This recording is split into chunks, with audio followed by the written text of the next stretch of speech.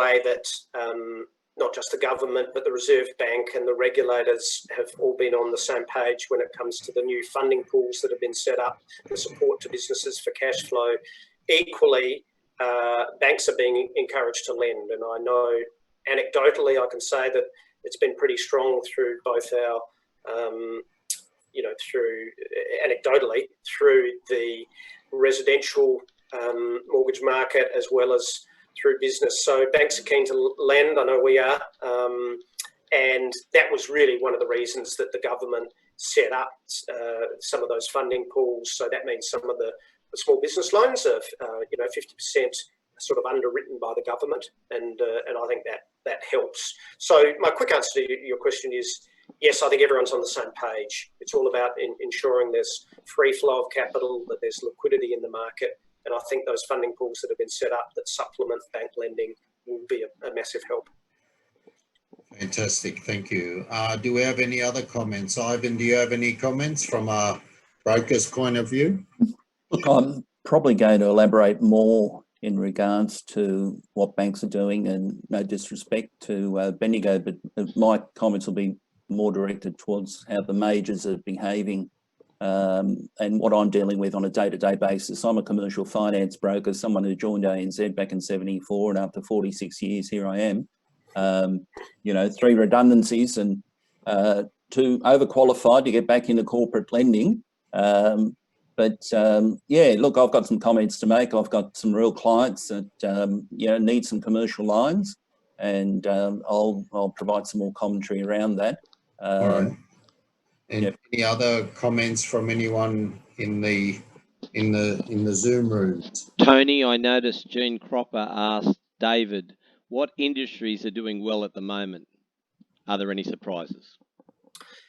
Yes, well, that's a good question. And so, I think the industries, I touched on earlier that, some of the service sectors and hospitality have really been struggling, and clearly tourism is a real challenge. And I think there's going to be a bit of a rebalancing with, we're not going to have the international tourism for a long time, but we will have domestic tourism. And if you look at last year, actually, there were more Australians going overseas spending their money than there were international tourists coming here. So it goes to how we get a slice of that action. But in the short term, they've been the ones that have been struggling. The ones that have been coping better, look, I think, retailers have been attuned to what customer needs are during this strange period.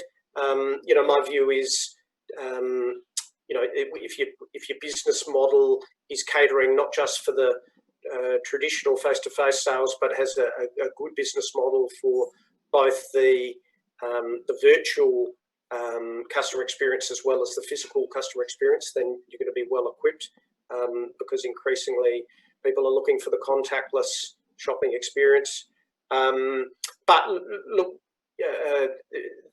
if you look at some of the essential services, so health, education, and also some of the essential retailing, it's continued to be pretty strong. And again, there's been good government stimulus to encourage people to be able to spend. And so as long as you've got a business that's customer friendly and attuned to these changing customer preferences, then you're going to have the opportunity there. Excellent, thank you, David. Any other questions? I'll ask, if I may. David, great presentation. Just a question in regards to some of this COVID-19 legislation that's come in particular. I know we've got to empathise with employers, but geez, I empathise with employees, especially those that have had long, years of service, 15, 20 years service, and all of a sudden, an employer in the current climate has the ability to make redundant employees that have had 20, 30 years, and under the legislation don't have to pay out more than 5 weeks in terms of any redundancy payment.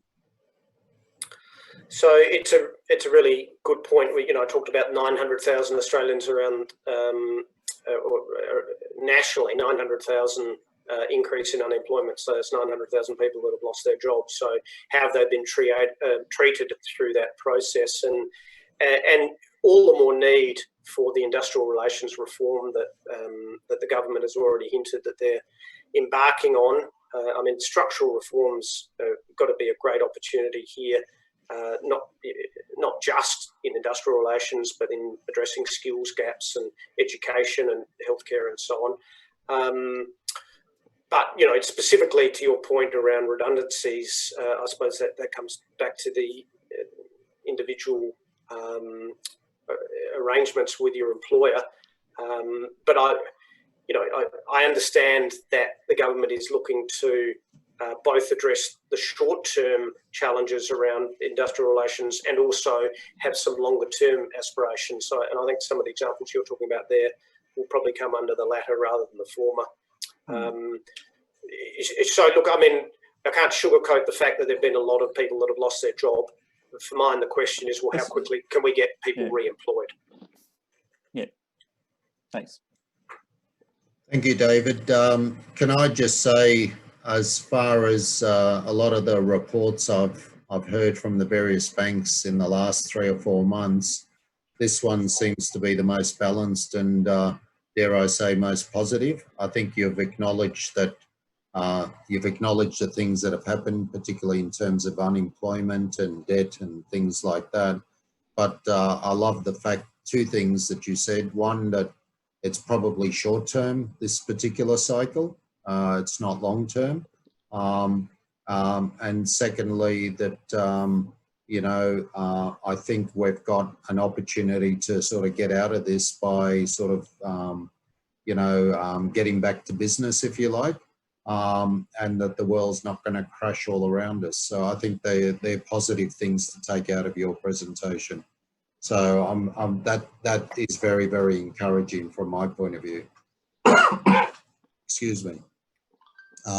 Because most of the predictions that have come across from the banks and the other industries or the other experts and economists since March have, fortunately for Australia, not come through.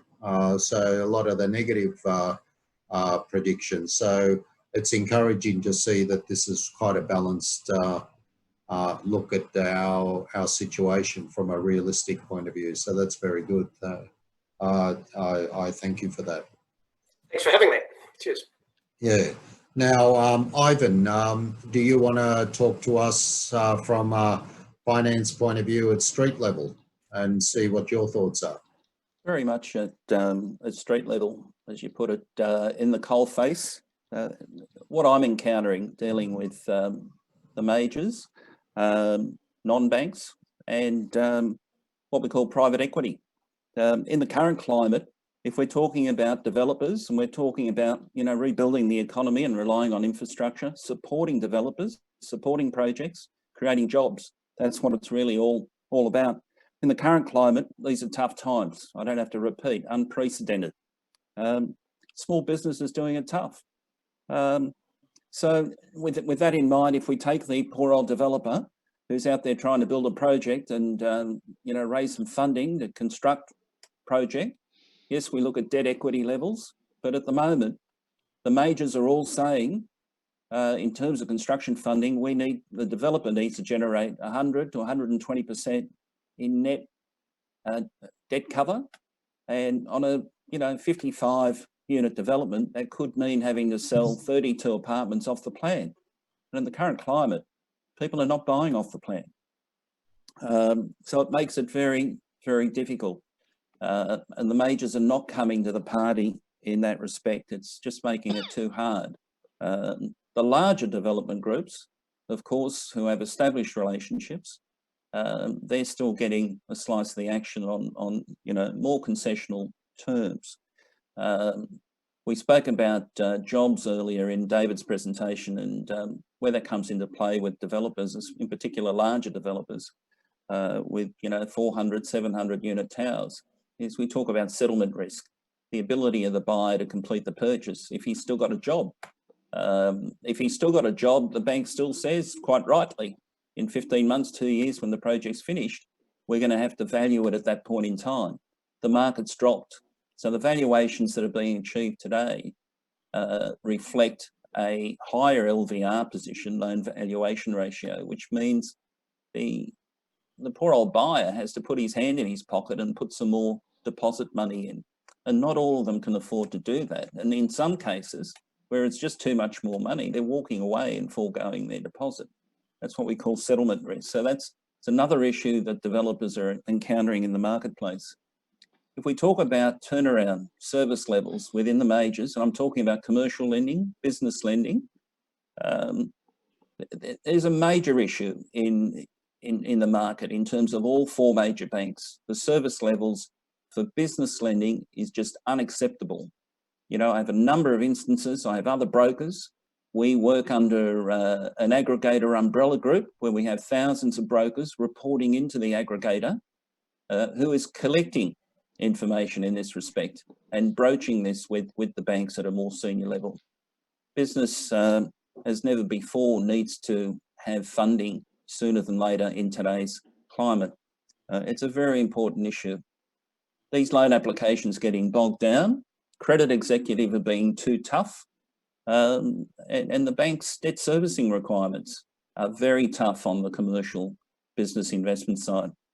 I know for home loan lenders that, you know, all the red tape, bureaucracy, the Royal Commission, God only knows. I mean, yes, I could put a home loan together, but I choose not to. It's just too hard, you know, just too hard. But small business is the backbone of this country, and it's something that we all need to support, in particular the banks. The majors are not performing in that respect. The non-banks are doing a great job. And that's just some honest feedback at street level in terms of what's happening out there right now.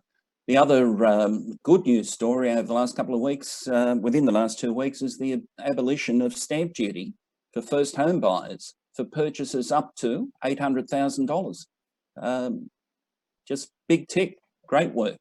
That should really get the ball rolling and hopefully generate some more pre-sales for these developers who are struggling to get their projects up and running.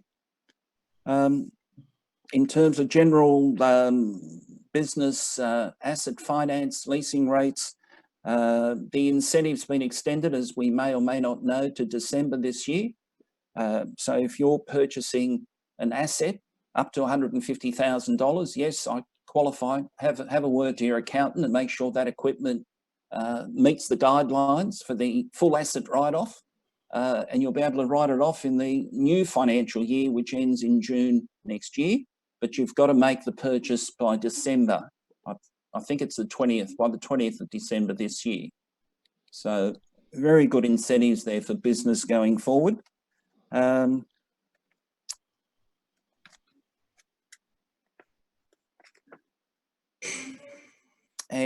what else do I want to say? We spoke about property.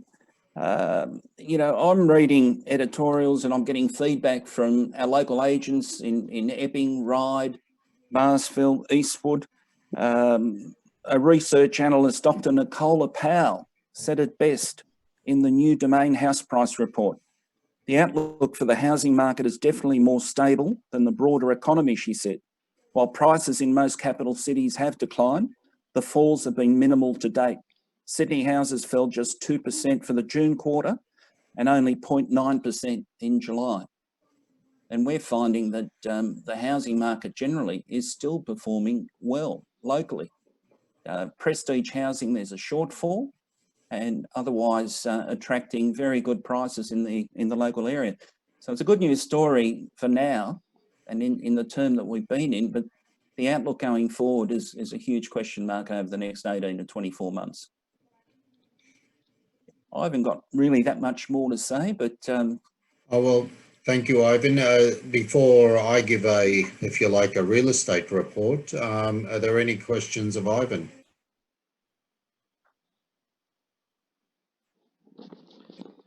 Oh, and I should add, Tony, the government's 50% guarantee on business lending to assist small business has been extended for another 3 months by most lenders. So it was due to expire end of September. So right. The deferment of interest for a further 3 months has been extended to continue to assist those businesses going forward. Right. Yeah. Tony? Can I just put a question in there? I was just wondering about, given we're having a reduction in immigration at the moment, what do you think? How do you think that's going to impact on the market? I mean, I know you're more in the business area, but do you have an opinion on the residential situation with that? Look, I think you're right, Jeff. A reduction in immigration does reflect in properties being purchased, in the secondary market and off the plan in terms of new housing. Definitely an impact. I could probably add to that, Jeff, that the impact from the migration sector has already been felt in the market prior to COVID-19. So I think the current impact is not as strong as what it would have been had we not have already had the falls that we had in the last 2 years. Can I perhaps, because I think what Ivan talks about and what I'll talk about, they probably interrelate a little bit. So can I just share from a real estate perspective, taking into account what David has told us at a global and national level and some of the comments that Ivan's made, can I just say that the real estate market, and I'll break it down, I'll talk about the residential market and then I'll talk about the commercial, which is office space and retail market. Can I say that the residential market has been very, very resilient through all of this? Apart from March and April, where the turnovers obviously slowed down quite substantially because everything was in lockdown or potential lockdown. Whilst the turnovers slowed down, the prices really didn't move much. They didn't go up, but they certainly didn't go down. And as Ivan said and others have commented, the prices have been quite resilient. And I think the reason for that is if you look at real estate cycles, the real estate cycle peaked in July 2017, and we were effectively in free fall for a couple of years.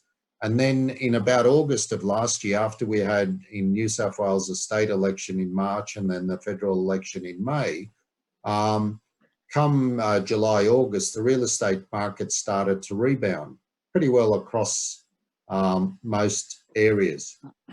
And we were doing extraordinarily well and things were going back and moving up again until we hit February, March when the COVID impact, and then it basically stopped us dead in the woods. Now, despite all the predictions that the real estate market was going to crash, it hasn't. And there's probably a few reasons for that. Yes, people's employment is going to affect real estate, but as David has said, the impact in Australia of employment, while it's been quite significant, hasn't been permanent. And a lot of people went back into work, particularly as the cafes and restaurants reopened. A lot of business started getting back to work. And then, of course, the stimulus that the government has given everyone. There's a lot of money in the economy, but it's sort of been held tightly because people are worried. With uncertainty, people try to, what we say, they pause before they spend. But there's a lot of pent-up demand. There's not a lot of stock on the market, so basic supply and demand has kept prices really high. And if you divide the real estate, the residential market between what we call the generic market, which is the ordinary houses that are for sale and units that are for sale, and then there's the off-the-plan stuff that Ivan was referring to, they're two different dynamics. The generic market has been very, very strong, very stable, particularly in the bottom end and the top end, very, very active and very strong. The middle market has been a little bit slower. And when you talk about the markets come back 2% or 0.9%, it's mainly in that middle market. It's not in the bottom end and it's certainly not in the top end. Yes, we agree that with the off-the-plan selling, 2 or 3 years ago, if you launched a project on the market, you're doing 30, 40 sales a month. Now, if you did 2 sales a month, it was a great month. But what we're finding is that over the next 2 years, the cycle will go back to the way it was, because very little new starts have started in the last 12, 18 months. Likewise, most developers have walked away from projects. So there's a massive pent-up demand, and there's going to be a massive shortage of stock over the next 12, 18 months. And that'll set the scene for the cycle starting again. The biggest impact in real estate is obviously going to be the office space market, the commercial market, because businesses are pivoting. They're changing the way they act, and within a particular floor space, these days you can only put half the amount of people within that floor space that you traditionally could put in because of social distancing and the 4 square meter rule. So that's going to change the way we operate. And then retail, for many, many years, retail's been suffering, because any retail space where there's an online alternative, it's very hard to lease that retail space. And most of the retail space these days is either professional services or food. Anything else that has a online presence or competition is very hard to sort of lease. So the retail sector, the commercial sector is changing. It's going to be different as we move forward. But the residential sector, we're quite comfortable with it. And just finally, the owner-occupier market is a lot stronger than the investor market. And the reason for that is if a property used to get $650 a week and now is only getting $580 a week, well, then the property has got to be repriced to reflect a lower return. And that's where the investment type properties have come off the boil a little bit. But the regional areas, they're performing quite well. And the interesting reason that the regional areas are performing quite well, it's very much a social dynamic. And that is, a lot of people are saying, well, you know, the cities are unsafe, they're too dense. Maybe if we go out to the regionals, it's affordable, it's better lifestyle, it's safer. And that's what's making the regionals quite safe. In the same vein, back in 2001, when September 11 happened, I know of one case where local pharmacists sold up everything and moved to Bathurst. And I said to him, why would you move to Bathurst? He said, well, who'd want to blow up Bathurst? It's a similar concept. People are moving to the regionals because of, you know, from a social point of view of safety, affordability, and that sort of thing. But we are quite confident in the real estate market that we're going to have an underpinning. And as employment gets back up to speed and people are back in work and people have pivoted and new industries crop up, I think there's going to be a massive multiplier in the economy, and that's going to sustain prices in the real estate market. Because as I say, when people say, oh, aren't you going to crash? Isn't real estate going to crash? Well, real estate actually did crash after July 2017. So we're way off the boil. The peak was July 2017, and we were actually on our way back up until February, March of this year, when we hit the pause button because of COVID. So that's my take on real estate, and I'm quietly confident about us all moving forward, as long as we're all doing the right things. And as long as I mentioned to David, the banks keep lending and keep supporting us. So far, the government's been doing all the right things. It's now up to us to follow through in our respective businesses. Now, are there any questions or comments or anything that anyone would like to pose to either Ivan, David, myself? Happy to take any questions. I know Soraya has asked a question earlier about, let me just see. Soraya asked if I Do you think the government will open the door to skilled migrants in the near future? If not, when do you think this will happen?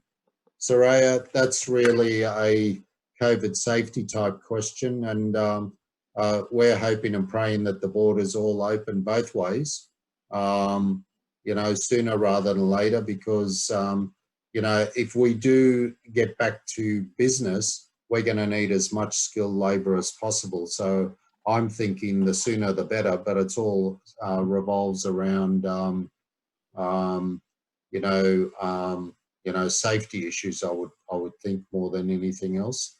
Now, some other questions that have come through. Nigel had a good question, Tony. Is there any prospect of doing social housing like the feds do with the defence housing? And that's aimed to David or yourself. Well, the one thing that's prominent now, if you notice, there's a couple of new schemes that are coming into the industry. There's the new build to rent type scenario. So a lot of the developers are building projects exclusively to rent out. And what they're doing, they're following a business model that's prominent in Europe, because most of our tenants, if you like, fall into one of two categories. There are what we call transitional tenants who are renting short term with a view of eventually purchasing. And then there's the long-term tenants who, you know, are happy to rent forever. These build to rent schemes are designed for those sorts of tenants who are happy to rent for, you know, 5 years and beyond. And governments are now introducing tax incentives to allow developers to build these projects. And I know 2 or 3 projects that are currently being built around a build to rent scheme. The closest one to us at the moment is Mirvac built one in Homebush Bay. The other thing is, if you notice the Ivanhoe estate up at Macquarie Park, North Ryde, opposite the range, out of 2,700 odd dwellings, there's about 500 dwellings that are committed to social housing. And then there's another 300 or 400 from memory that are committed to affordable housing. And the affordable is different from social. Affordable is dwellings directly designed for our essential services, our doctors, our nurses, our fireys, our police officers and the like. So there's a lot of that sort of product being built and developed both locally and across Sydney and the state. Now, also Nigel had the same question for David. Is there any prospect of doing social housing like the feds do with defence housing? So David, would you have a response?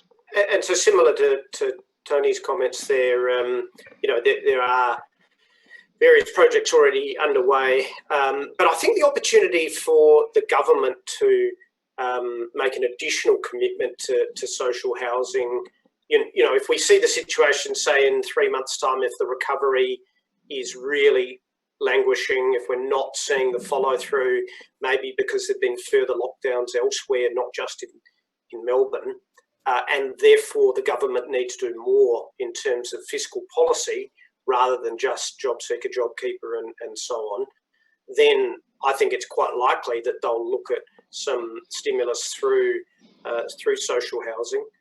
So I think it's a great option. It both meets the sort of stimulatory aspect that you need to help the economy and achieves a great social outcome.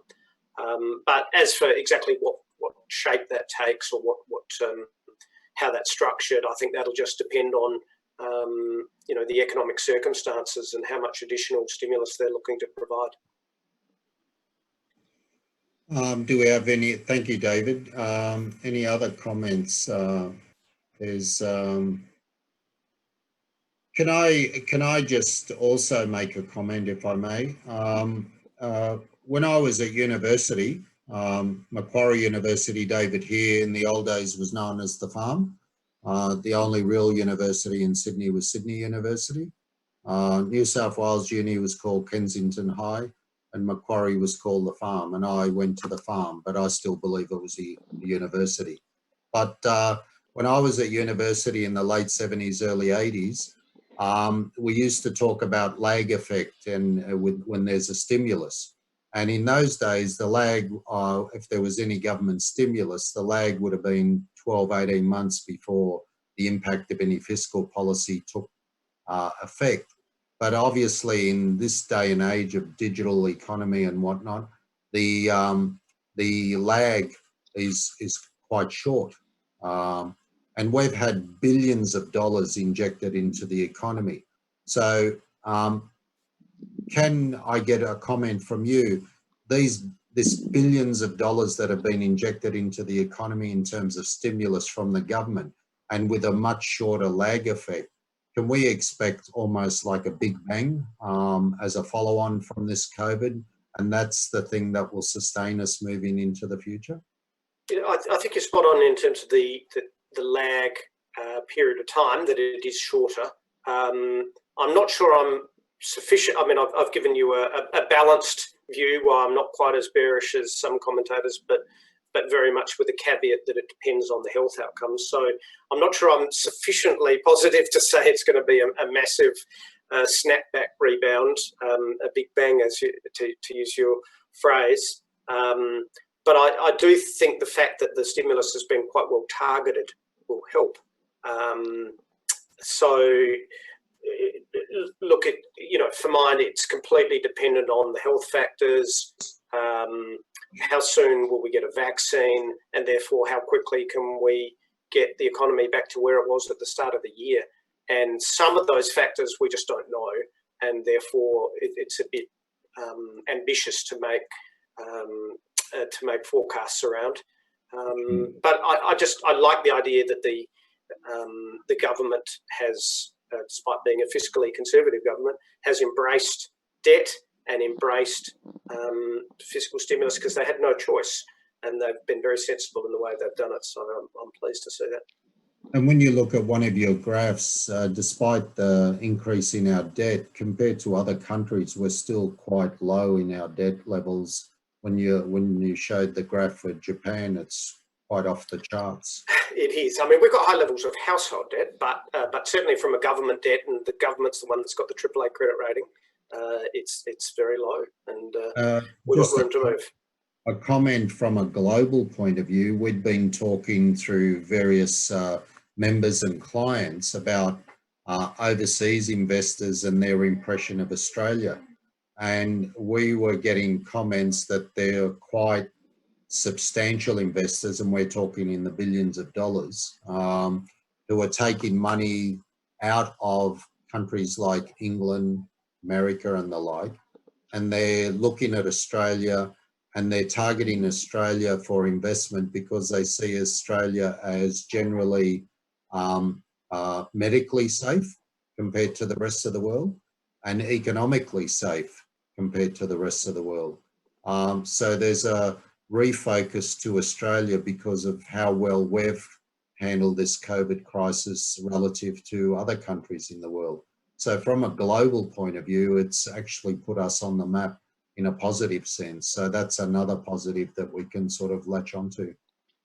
Oh, agreed, and that comes back to how we manage our trade partners and our international relationships, and the Foreign Investment Review Board needs to get that right with getting the balance right. But Australia's always been a net importer of capital, so we need to manage that effectively. Yes. All right. Thank you so much, David.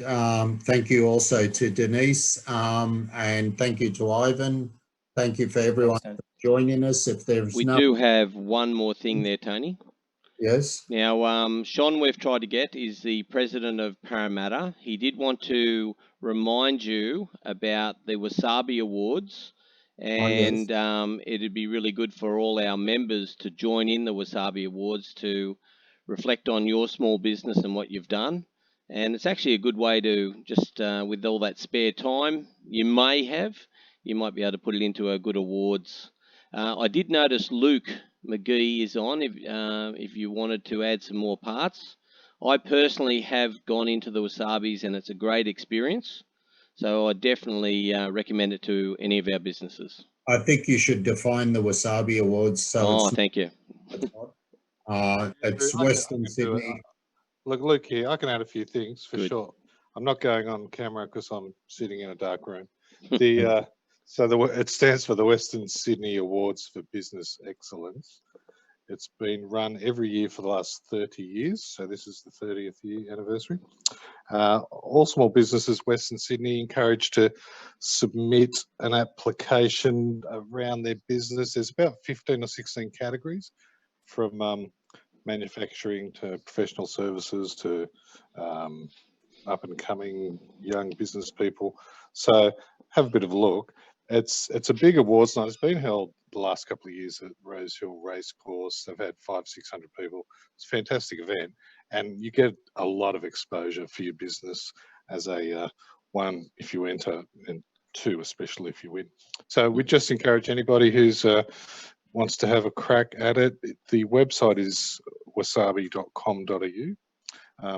Andrew might like to share it around again. I know Riverside have sent out a few emails about it in the past, but we'd just like to encourage Luke, Ivan Radovanovic, I have started. I started a couple of weeks ago. I know the window's only open for another 2 weeks. I'm about halfway through, but I do expect to complete it and submit it. So excellent, good work. Brilliant. Yeah, entries are meant to shut. Yeah, the 17th of August. So, and the awards night is the 20th of November. So, and subject to COVID and everything, we'll monitor that situation. Thanks, Luke. Thank Thank you. And just finally, through Andrew Hill, Andrew, you may or may not be aware that we're coming up to the 20-year anniversary of the Sydney Olympic Games. And Andrew has in his possession the Olympic torch. And subject to his time, he's happy to come to your business to do a photo shoot with the Olympic torch, and then you can obviously use that to promote your business if you're a member of the business chamber. I know he's coming to our office, and all the team are going to be standing around Andrew as if he's a gold medalist with the torch, and we're going to be doing a photo shoot. And I would encourage, subject to Andrew's time, to take advantage of this opportunity, because it's only the 20-year anniversary of the Sydney Olympics once. So let's take advantage of it.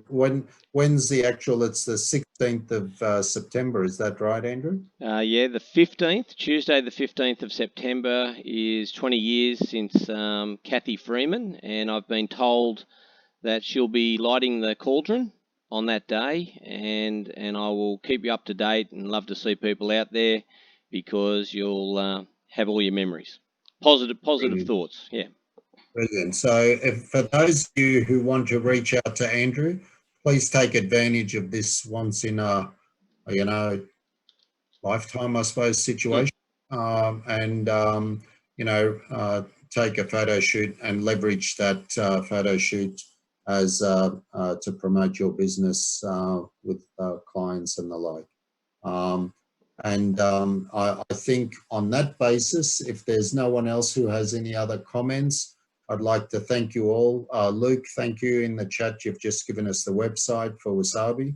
Thank you for that. And I noticed, Nigel, you're sponsoring the manufacturing award. That's brilliant. Thank you for that.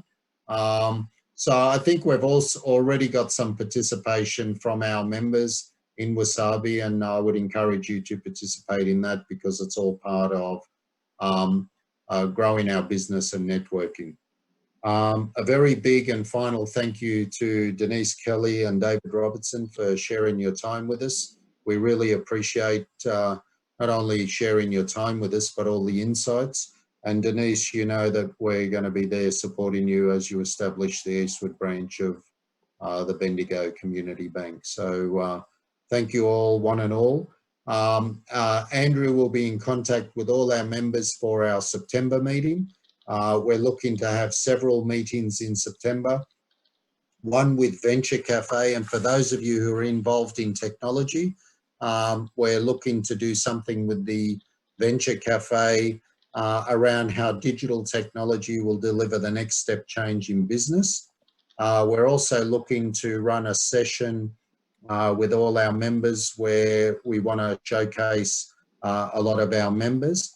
And through our board member, Sabrina, in October is Wellness Month, and we're looking to have a strategy around health and wellbeing, and Sabrina will be sort of contacting everyone around that concept for October. So we're going to leverage the, Sabrina, are you there? What's it actually called in October?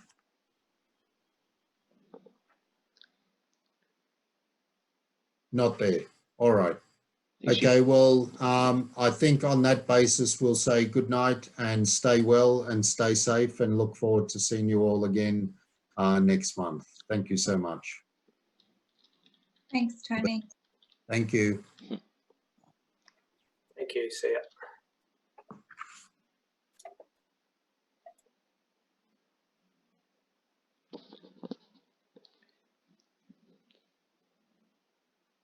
Hey, well done, Tony. Thank you. Well done, Tony. Right. Well done, Andrew. Well, no, thanks, Ivan. Thank you all. No doubt we'll talk in the next few days as a follow-on. So all of you take care and stay safe. Can you send me your video as well, and I'll fix everything from there? Yep, I'll get Kira to send it in the morning. Thank you. All right. Good night, Thanks, all. Johnny. Bye-bye. Bye.